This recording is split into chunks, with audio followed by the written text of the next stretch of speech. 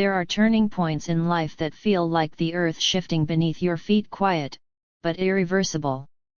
One moment you're drifting along, giving way to keep the peace, and the next, something inside you hardens like concrete setting in the California sun.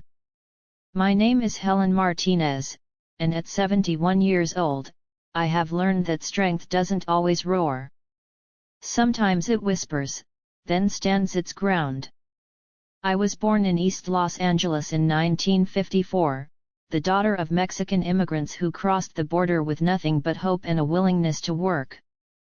My father was a gardener for wealthy families in Pasadena, my mother cleaned houses in Beverly Hills. They taught me pride, faith, and the value of owning something no one could take away. In 1978, after 10 years of marriage to my late husband, Carlos, a high school history teacher with a laugh that filled rooms, we bought our little bungalow in a quiet suburb of Pasadena.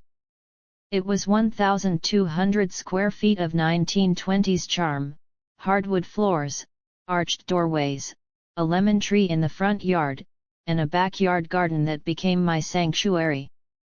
Carlos and I poured everything into that house. We both taught in the Los Angeles Unified School District, he history, me third grade, for 40 years. Every extra dollar went into paying off the mortgage early.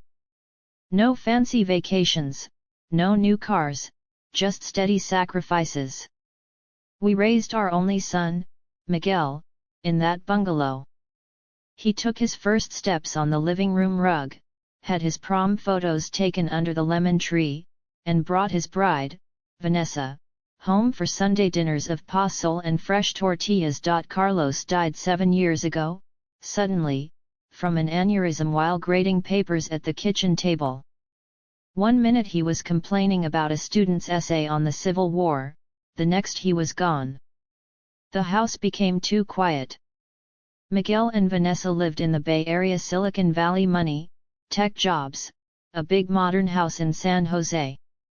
Their children, my grandchildren Aidan 18 and Sophia 15, grew up with iPads and private schools. Visits were rare, the drive was long, and life was busy. Loneliness settled in like coastal fog. I kept teaching part-time as a substitute, tended my garden, roses, tomatoes, herbs, and attended a widows support group at the community center.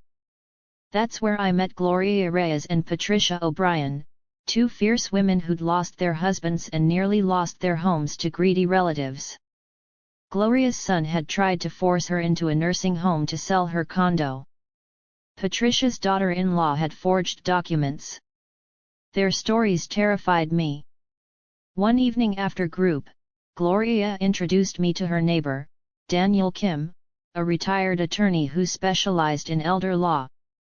Over coffee in his home office, he explained trusts, life estates, and foundations. "Helen," he said, "love your family, but protect your assets. A paid-off home in Pasadena is worth over $1 million now. People change when money is involved." I didn't want to believe Miguel would ever hurt me, but Vanessa had always been ambitious. She worked in marketing for a tech startup, wore designer clothes, drove a Tesla. During visits she would walk through the bungalow with appraising eyes, commenting on untapped potential and how much this neighborhood has gentrified. Miguel adored her, he followed her lead.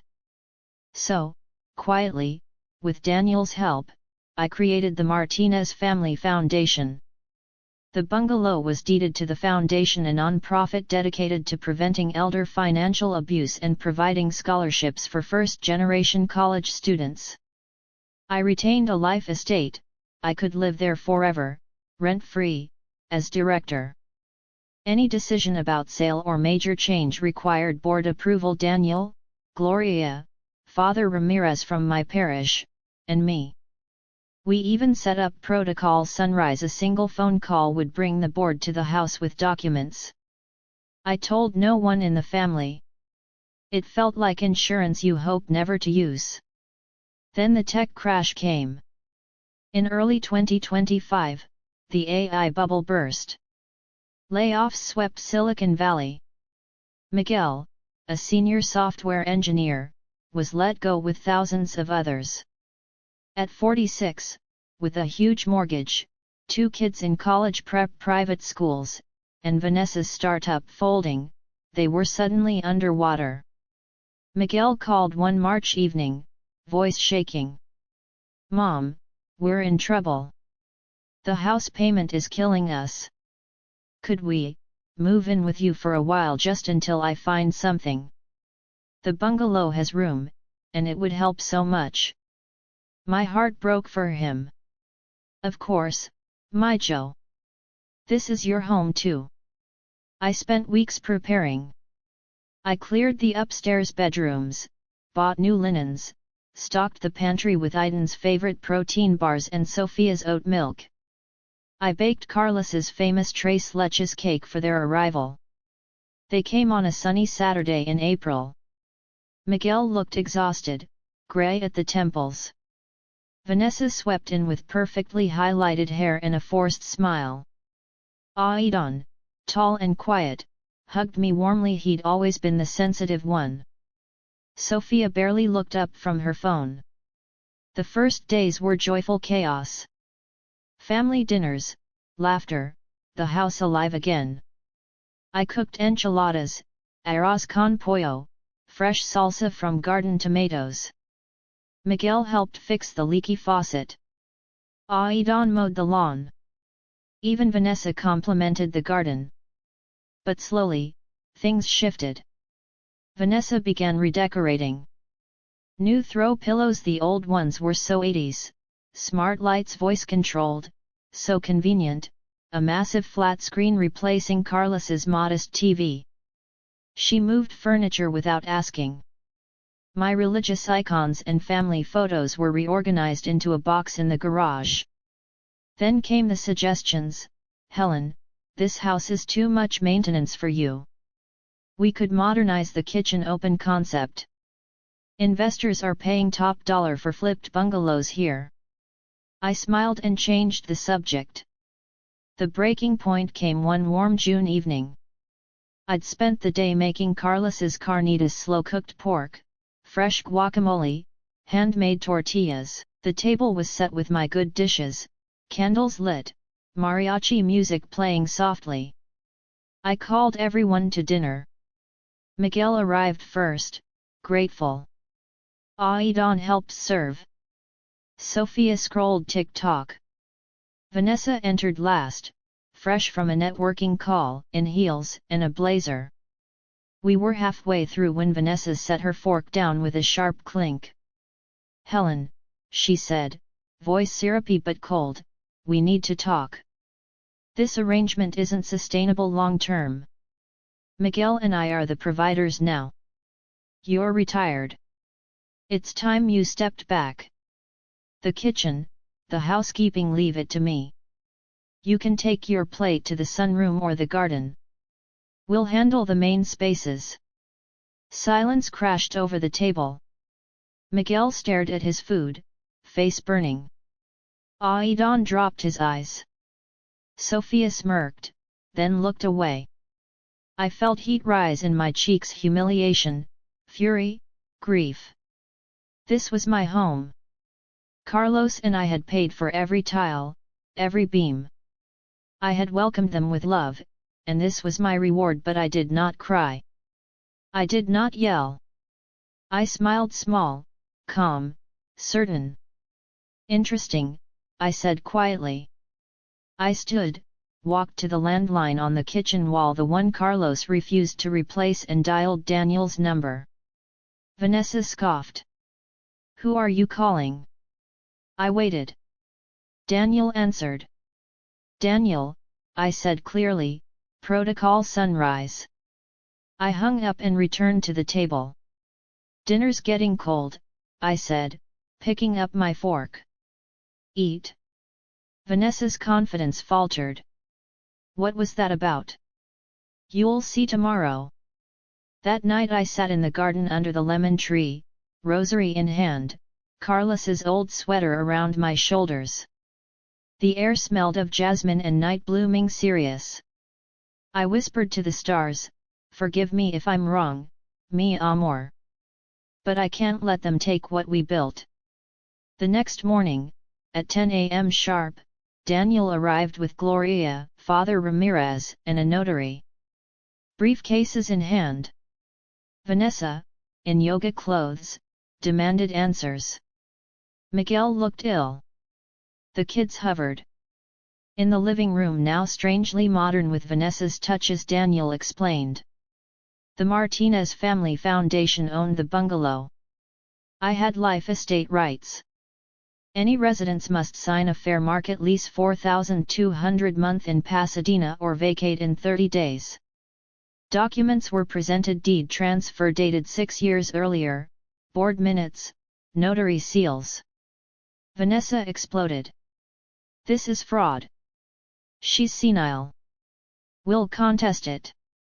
Daniel, calm as ever, replied, "Everything is legal, recorded, and predates your financial difficulties by years." Miguel turned to me, eyes wet. "Mom, why didn't you trust me?" "That isn't the issue, my Joe," I said softly. "It's about respect. I opened my home. I won't be pushed out of it." Chaos followed, tears, accusations, slammed doors. Vanessa threatened lawyers. Miguel begged for time. I offered a compromise: temporary rent-free stay with strict rules, respect my spaces, no changes without permission, shared chores, and family therapy. Vanessa refused.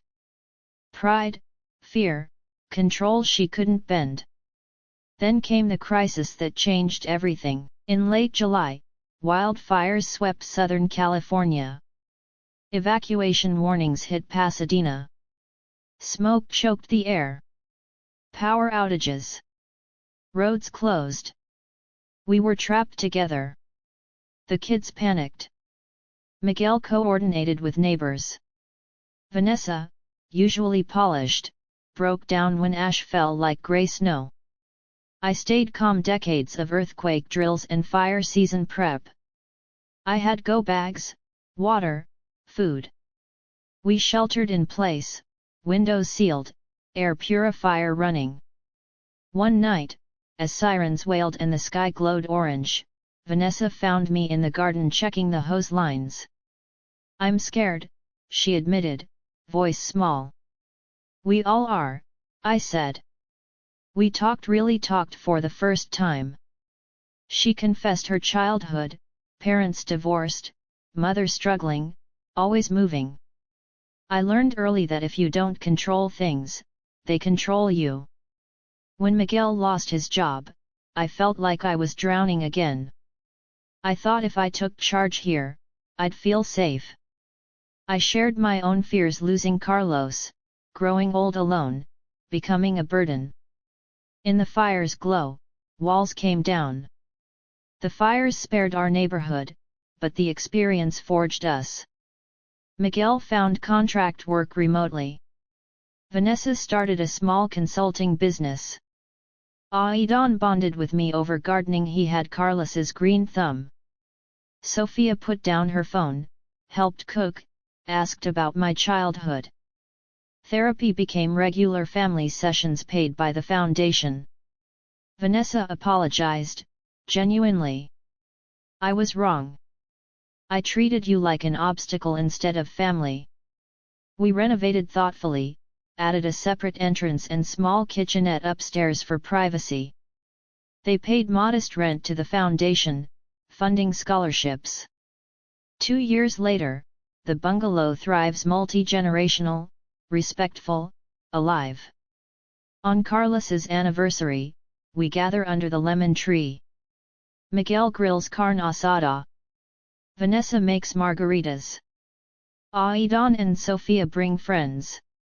The foundation has helped dozens of elders and sent 10 kids to college. I am Helen Martinez, director of my home and my life. A single calm phone call saved not just my bungalow, but my family. Strength isn't loud. Sometimes it's just refusing to leave the table.